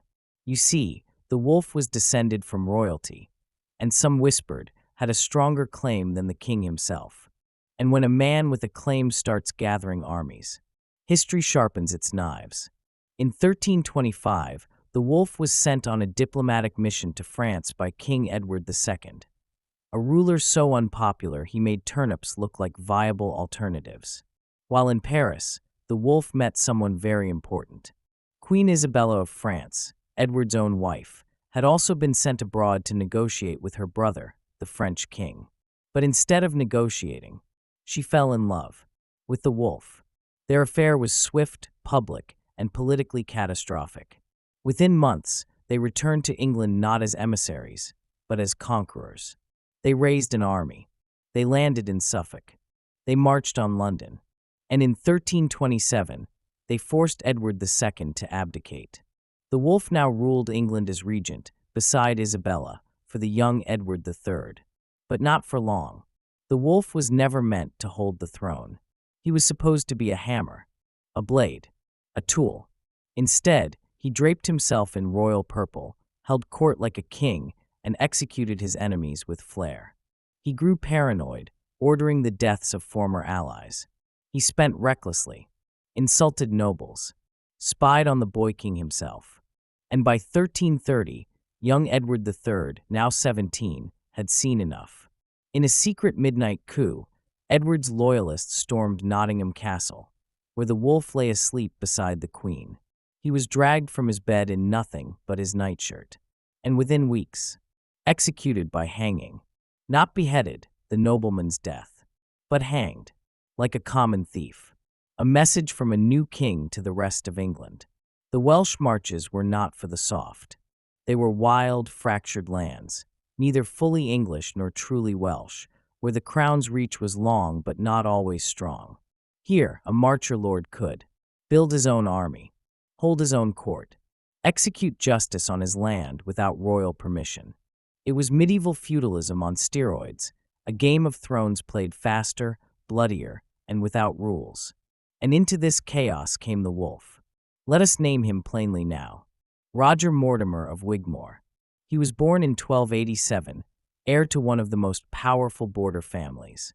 He came of age during war, rebellion, and Welsh uprisings.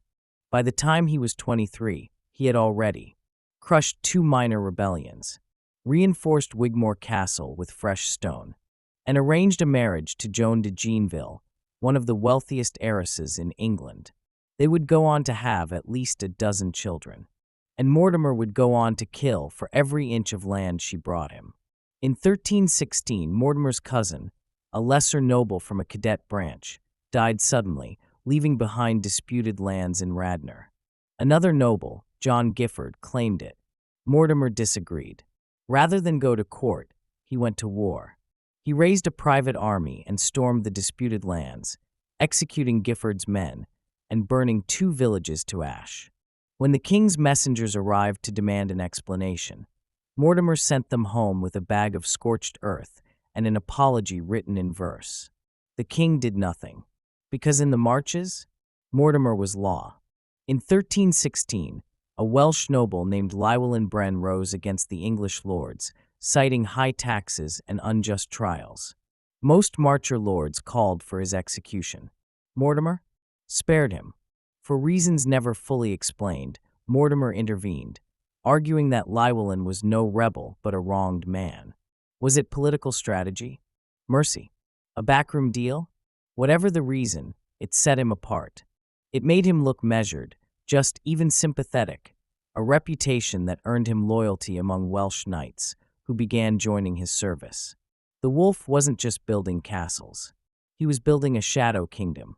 In 1319, Mortimer hosted a tournament at Hereford Castle, a grand affair of lords, ladies, and lances. But beneath the jousting and song, something darker was brewing. Guests whispered that Mortimer had begun training knights in night combat. A mysterious noblewoman arrived in Wales, rumored to be a royal cousin with land disputes to settle. Several knights swore loyalty not to the king, but to Mortimer personally. The king's spies noted everything, and in 1321, it all came to a head.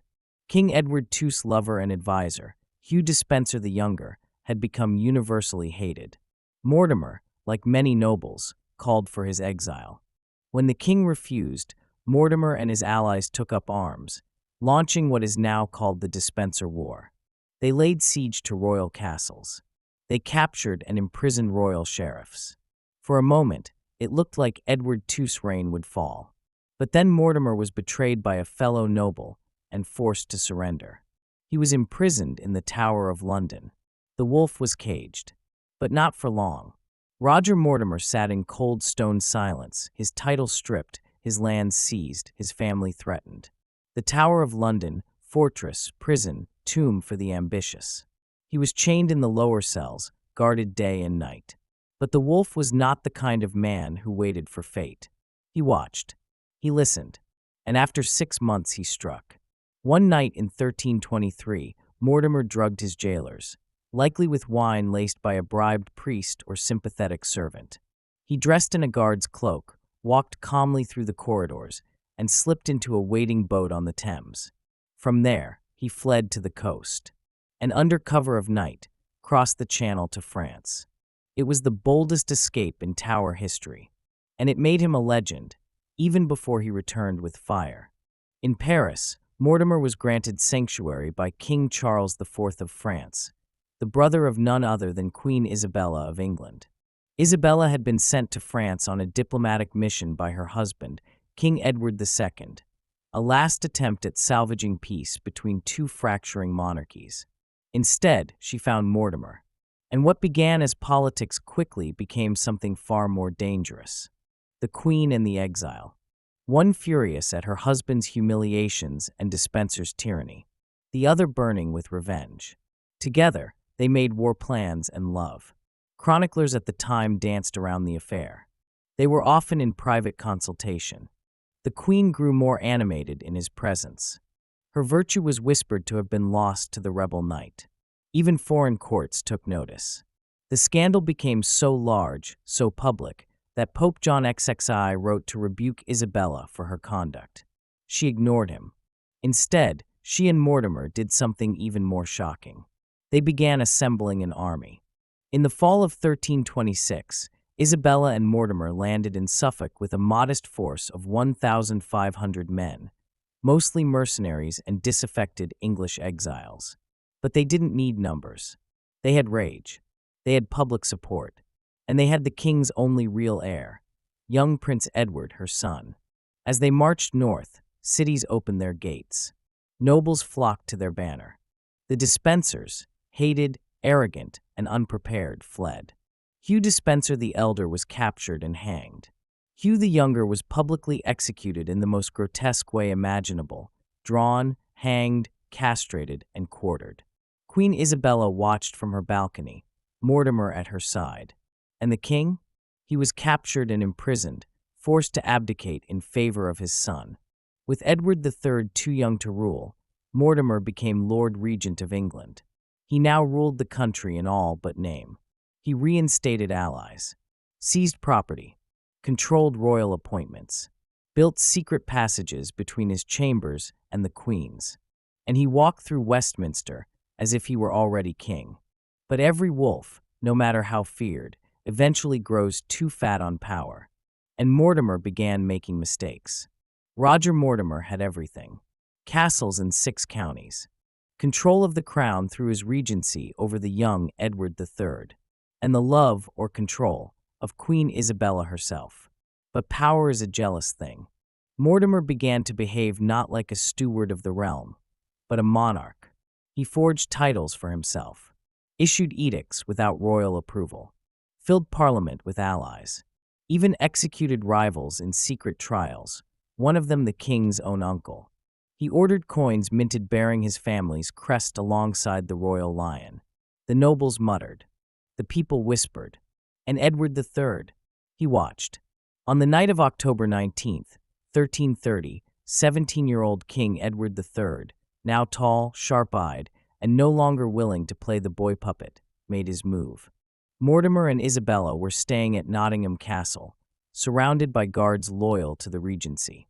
But Edward had a secret ally inside, a knight named William Montague, who showed the young king a hidden passage beneath the castle. With a handful of loyal men, Edward crept through the darkness and burst into Mortimer's private chamber. There, in his nightclothes, surrounded by maps, letters, and one candle still burning, sat the wolf. The queen screamed, but Edward said only, "Arrest the traitor." Mortimer was dragged from bed, shackled, and taken to the Tower of London, the same place he had once escaped. This time, there would be no escape. Within days, he was brought before Parliament and charged with usurping royal authority, ordering unlawful executions, stealing crown funds, conspiring to rule through fear. He was not permitted to speak in his own defense. Isabella begged for mercy. Edward, now fully king, refused. He had learned well from his mother's mistake. On November 29th, 1330, at Tyburn, Roger Mortimer was hanged on the gallows reserved for thieves, not on the nobleman's block. He wore no shoes, no coat, no sword at his side. Crowds gathered to see the man who had ruled England without a crown. His body was left dangling for days as a warning, and his estates seized, his allies banished, his name struck from the rolls of nobility. And yet, in some parts of Wales, they still whispered his name as a warning and as a legend. Queen Isabella was spared, imprisoned in a luxurious castle, dressed in silk, but cut off from power. Edward III would go on to become one of England's greatest warrior kings, leading campaigns in France and launching the 100 Years' War. Mortimer's children were eventually restored to favor. His grandson would marry into royalty. But Mortimer himself? Never pardoned, never forgiven. Because wolves, no matter how noble their blood, are not allowed to walk too close to the throne. Historians still argue, was Roger Mortimer a usurper? Or a necessary evil, removing a failing monarch and restoring order? He ruled for less than 4 years. But in that time, he controlled armies, redrew borders, and held a queen in his bed. He executed nobles, intimidated clergy, nearly rewrote the balance of power between monarchy and nobility. He was no pawn. He was a player until the game turned on him. Roger Mortimer's body swung from the gallows, but his name did not disappear. His descendants married back into royal lines. His great-granddaughter would become the grandmother of King Edward IV, which means the Wolf of Wales is, indirectly, an ancestor of every English monarch since the House of York. The man who died like a thief became the great-grandfather of kings. The crown may not forgive, but blood has a memory longer than any court. And what of Isabella, the she-wolf of France? Queen, lover, co-conspirator. After Mortimer's execution, she withdrew to Castle Rising in Norfolk, luxurious but lonely. She took no more lovers, held no more councils, but she continued to wear black velvet and a silver wolf pin until her death. When she died in 1358, at the age of 63, they found a single token in her personal belongings, a small piece of parchment, folded, faded, with the initials RM. So what do we make of the wolf? A traitor who dared to rule? Or a visionary who took what weak kings feared to hold? Could you have pulled it off? Would you have dared raise the Queen's banner? Would you have escaped the tower, or died in chains? Let us know in the comments. Which betrayal surprised you most? Which character should we follow next? Because in our next chapter, we leave the misty hills of Wales and step into the glittering, poisoned courts of France. A duchess will rise, her lovers will fall, and her thirst for revenge will ignite a war between nobles, popes, and kings. Join us next time for Chapter 7, The Serpent of Champagne, Sins, Seduction, and the Poisoned Letters of the French Court. Until then, trust no shadow, seal your tower, and beware the wolf who smiles at queens. Nestled between the lush vineyards and war-scarred monasteries of northeastern France lies the once proud Duchy of Champagne, a realm of silk, secrets, and scandal. Its capital, Troyes, was a city of paradoxes, pious monks writing hymns by day and brothel-laced wine halls by night, pilgrims on their knees, passing couriers with coded letters sewn into sleeves. And at the heart of it all, a duchess whose name the monks feared to write aloud. Isabeau de Nogaret, the Serpent of Champagne, or so they called her. A noblewoman of rare intelligence, sharper than any blade, and reputed to have brought down 3 lovers, 2 bishops, and nearly 1 king. She was not a queen. She didn't need to be. Isabeau was born unremarkably, the daughter of a lesser noble, raised in a manor with more books than servants. She was fluent in Latin by 12, capable of forging multiple noble signatures by 15, and known to charm even the most jaded papal emissary with a glance and a riddle. At 16, she was married to Henri de Champagne, a brooding, wealthy duke 30 years her senior with a fondness for falcons and a blind spot for his wife's ambition. The marriage was political, but Isabeau played the politics better than any man around her. The scandal began with a letter. Not one Isabeau wrote, but one she intercepted. Her husband, as it turned out, had a taste for servants, and one of them, a well-read kitchen maid named Claire, had written him a love poem so moving it was accidentally passed to a court scribe instead of Henri. Isabeau read it, memorized it, burned it, and planted a nearly identical one in the bishop's study. Days later, rumors flew that Henri was seducing clergy. 2 weeks later, the bishop resigned in disgrace. Henri was cleared of sin but never again held court without Isabeau seated beside him to guard his virtue. By the end of that year, 3 more political enemies had been brought down by anonymous letters, each exposing fraud, affairs, or whispered heresy. None traced to Isabeau, none proven, but the style, oh the style. Every noblewoman in Troyes began mimicking the serpentine curls and crimson wax of her correspondence. In 1309, her husband died suddenly, hunting accident, they said. The boar? Unfound. The spear? Unthrown. Isabeau wore black for exactly 6 days. Then she appeared at court in Paris, with a fresh smile, a gold-stitched gown, and a gloved hand on the arm of Charles de Valois, brother of the king. He was ambitious. She was available. For 2 years they were inseparable, until a scandalous letter appeared, addressed to the papal nuncio, accusing Charles of incest, sorcery, and scheming to marry his niece. It was signed by Isabeau's maid. The maid was never found. Charles was banished from court for 3 months. Isabeau remained. She had removed a lover with elegance and without a drop of blood. It began, as most disasters do, with wine and masks. In the spring of 1311, the coronation of King Louis X's new son was celebrated with a masquerade ball in Reims Cathedral, a deeply inappropriate but enthusiastically attended affair. Nobles, clergy, and foreign envoys arrived dressed in silk, feathers, and secrets. Isabeau de Nogaret arrived in emeralds and mourning lace, escorted not by a suitor, but by her cousin, a scholar of canon law with a satchel full of parchment and a smile like a blade. Midway through the feast, as music swelled and torchlight danced on golden walls, a series of anonymous letters were quietly delivered to select guests, slipped beneath plates, tucked inside gloves, folded under wine goblets. The letters revealed accusations of bribery, blasphemy, and betrayal, all aimed at Bishop Arnaud de Chartres, a rising voice in the king's inner circle. The letters bore no name, but the writing curled like a serpent. Within days, Bishop Arnaud was stripped of his ceremonial ring, publicly accused of embezzling tithes meant for war widows, and found dead, face down in the Seine, weighed down by stones. The crown called it suicide. The Pope called for investigation. But Isabeau, she sent a bouquet of white lilies to the late bishop's convent school, a known symbol of penance or pity. The king questioned her role. She wept at court, and by the end of the month, she had been invited to host a reading salon for noble women, where no fewer than 4 future duchesses would be quietly groomed in the art of written warfare.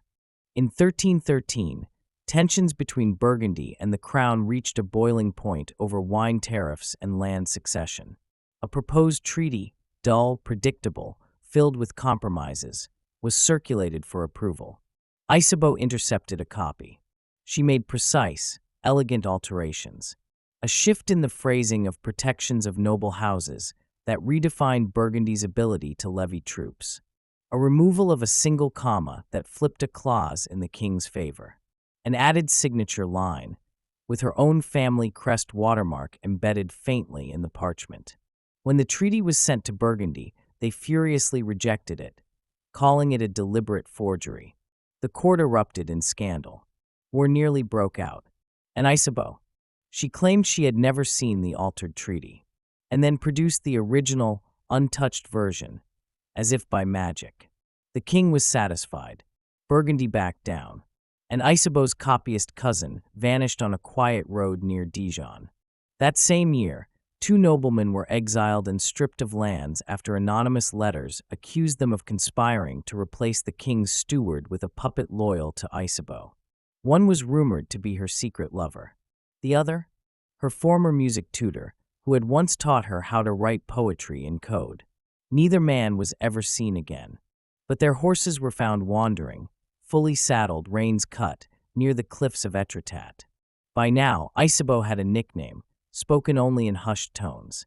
La Serpente. Young ladies copied her fashion, her turns of phrase, her perfume made of crushed lavender and peppered rose. Older noblemen refused to dine alone in her presence. The king began to grow nervous, not of what she would do, but what she already had. No one could prove a thing, but every scandal bore her shadow. And in the Vatican, a sealed envelope arrived with a single line penned in an unfamiliar hand.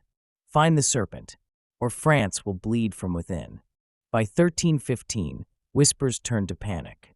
Two counts and a high-ranking abbess collapsed within days of each other, each after attending a banquet at the home of one Madame Isabeau de Nogaret. None had visible wounds. None had known illnesses, but all exhibited mouth foaming, stomach convulsions, final, whispered accusations of something bitter in the wine. The court physician blamed spoiled fruit. The Vatican quietly suspected poison, and though no vial was ever found, a servant claimed to have seen Isabeau wear a ring with a hollow gem, which she twisted subtly whenever wine was served. The servant was later dismissed, after allegedly falling down a staircase. And the ring? Never seen again. Rome had tolerated much from France's nobility, but the idea of a duchess manipulating the church, orchestrating scandals, and possibly killing clergy? Unacceptable. So Pope John XXI dispatched a scholar named Brother Renatus of Avignon, a monk fluent in law, espionage, and sin. His mission: investigate Isabeau, recover any damning correspondence, deliver justice, if necessary. He arrived in disguise as a traveling archivist, offering to catalog noble libraries for posterity. Isabeau welcomed him. She adored books, especially the dangerous kind. Brother Renatus worked quietly, methodically, but in the east tower of her manor, he discovered a hidden cabinet, sealed with wax in the shape of a coiled snake. Inside were letters, dozens, perhaps hundreds, each marked only with a single word: unsent. They were drafts, scandalous, seductive, and treasonous in tone, each addressed to the king's advisors, foreign noblewomen, papal envoys, her own cousins.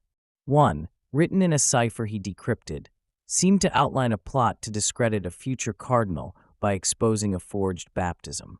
Another detailed the locations of several secret tunnels beneath cathedrals, one of which had been used to smuggle letters out of Troyes during a siege.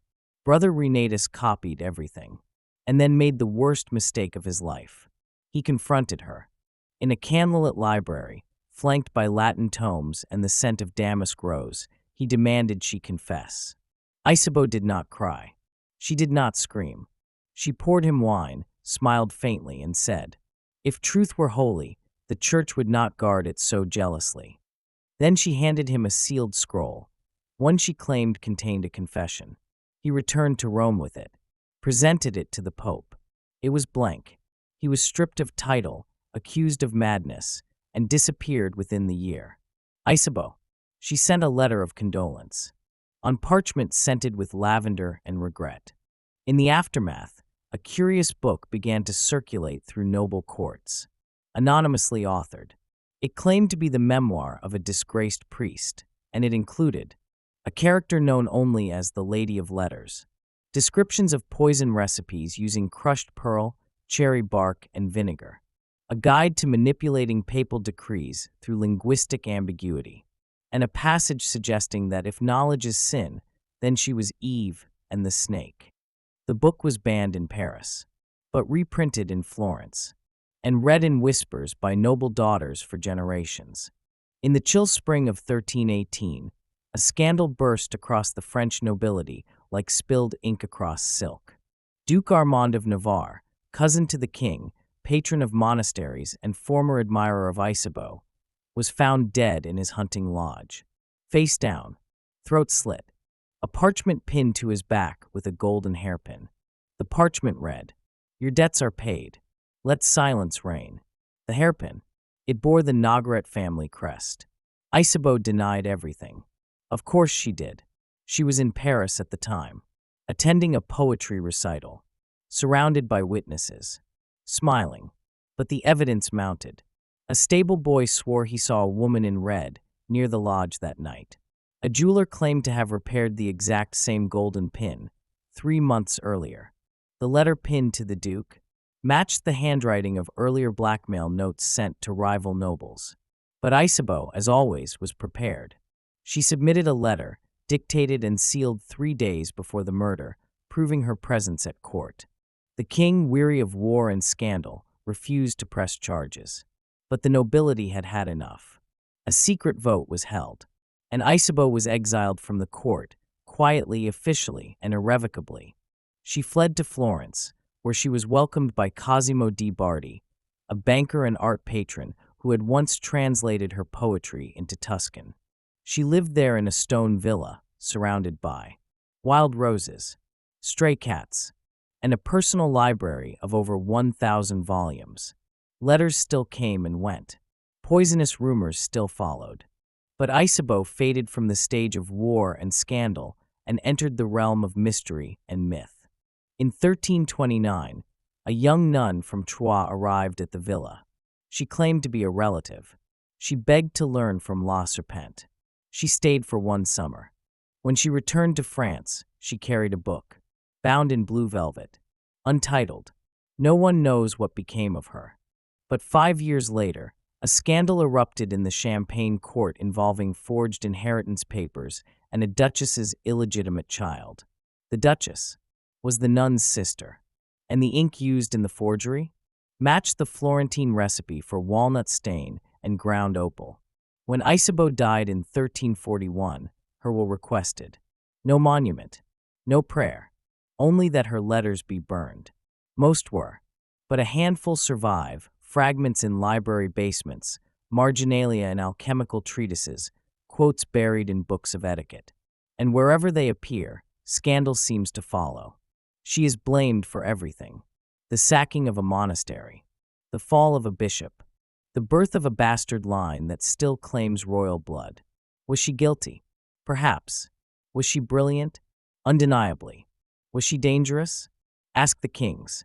Ask the priests. Ask the women who still sign their names with a flourish, like a serpent curling back on itself. Isabeau de Nogaret left no children, no known tomb, no statue in any chapel, no eulogy read aloud by noble tongue. And yet, her presence is everywhere. In the courtly etiquette manuals of the 1400s that warn against too clever ladies with too ready pens.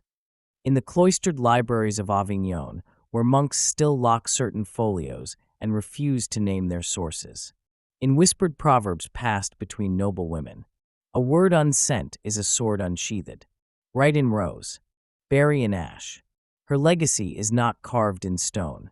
It's scratched in ink, folded into letters, and carried across generations by those clever enough to read between the lines. For centuries, kings ruled by decree, dukes by sword, bishops by fear.